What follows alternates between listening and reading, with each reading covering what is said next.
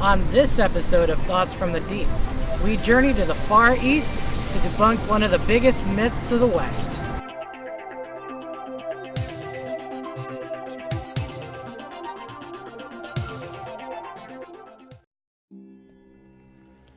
A couple of years ago, when I first started becoming interested in raising koi, I knew there would be a lot to learn. I knew people that already raised koi, so naturally I wanted to talk to them about their experiences. Pretty soon I felt like I had heard it all. Some advice was great, other pieces I took with a grain of salt. Of course, who was I to say any of it was true or wasn't true? I was new to the hobby after all, and many things sounded plausible, so who was I to judge? One thing I heard over and over again was in regard to the butterfly or longfin koi. People would say, "Don't bother with the butterfly koi. Those fish aren't even real koi. In fact, the Japanese people reject them as a species." But was that true? Did the Japanese really reject the butterfly koi? I thought I would find out. On to Japan.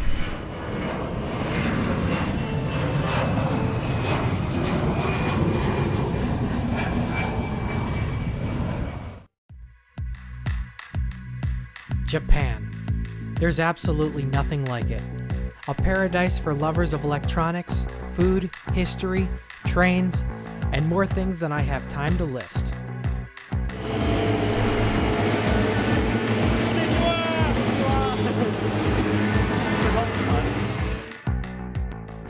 Here in Japan, koi almost have a fantasy-like status and are celebrated as a vibrant part of Japanese culture, as we can see them represented in colorful flags.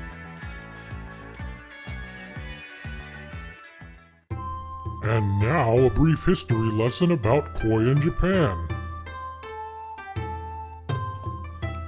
Earlier, you may recall that I stated that koi can trace its roots to Japan as an ornamental fish.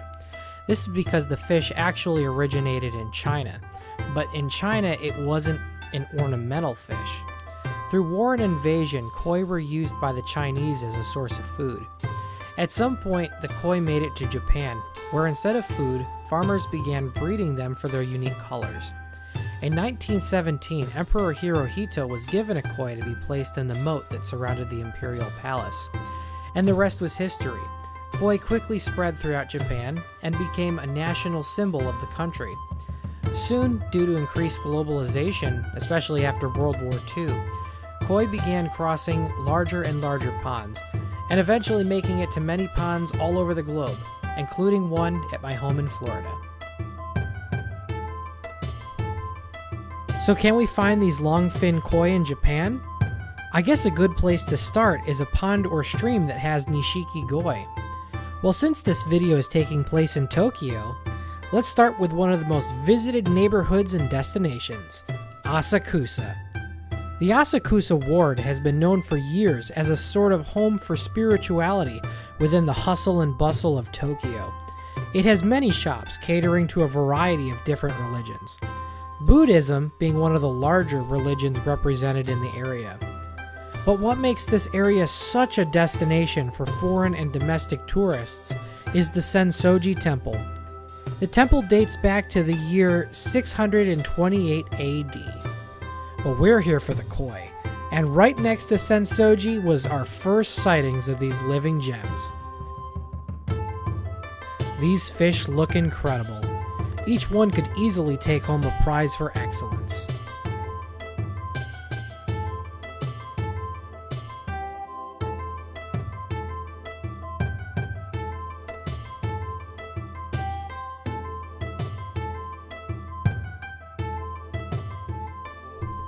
As I walked around the stream, it became very clear.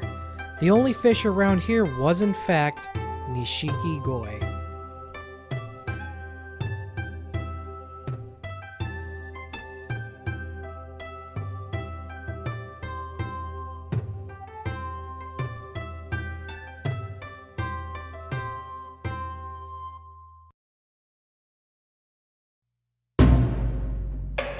Up to this point, it would almost seem as if the rumors were true. We've seen one of the biggest tourist destinations in Tokyo, and there wasn't a butterfly koi in sight. But I was in for a surprise. place I never would have expected. We are standing at the edge of Ninomaru Ike, or Ninomaru Pond, which is part of the grounds that the Imperial Palace in Tokyo sits on. This Imperial Pond only contains one type of fish, longfin koi. According to one of the guides, the longfin koi were first introduced to these ponds in 1991 by the Emperor and Empress of Japan, and again in 2012 because they thought it would be a good idea. So do the Japanese reject the longfin carp? Apparently, not here in Tokyo.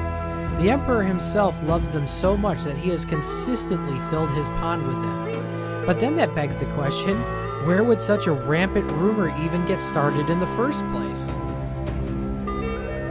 Perhaps the answer lies with the fact that the longfin koi is only a half-sibling of the common carp that is better known as koi. When researching the history of how the butterfly koi came to be, I found it very difficult to pinpoint exactly a definitive answer. The best and most probable story that I could find was that Japanese breeders were experimenting with interbreeding of different types of carp to improve the hardiness of the koi. The Indonesian longfin carp was chosen to interbreed with the Nishiki Goi of Japan, and the result was something completely unique. As a result of this crossbreeding, these new carp had long fins and a slightly different body shape than the traditional Nishiki Goi. This change in body shape caused mayhem in the world of koi competitions, where fish were judged for their quality and appearance. We have one of these competitions here in Florida. I will include a link to the most recent koi show episode at the end of this video. All of a sudden, the new parameters had to be created to accommodate these fish.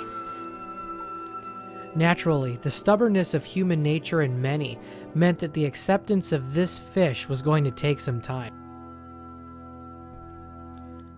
For now, it would seem that Japan is, and has been, for the better part of the last 3 decades, a few steps ahead of the rest of the world in accepting these fish, as they have accepted the Nishiki Goi.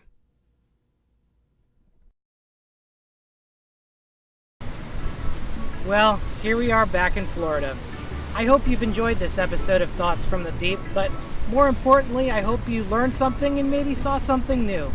Don't forget to like and subscribe. Episodes like this are very, very difficult to shoot, and that like and subscription means a lot to the channel. Once again, I'm Kevin, and I'll see you on the next episode of Thoughts from the Deep.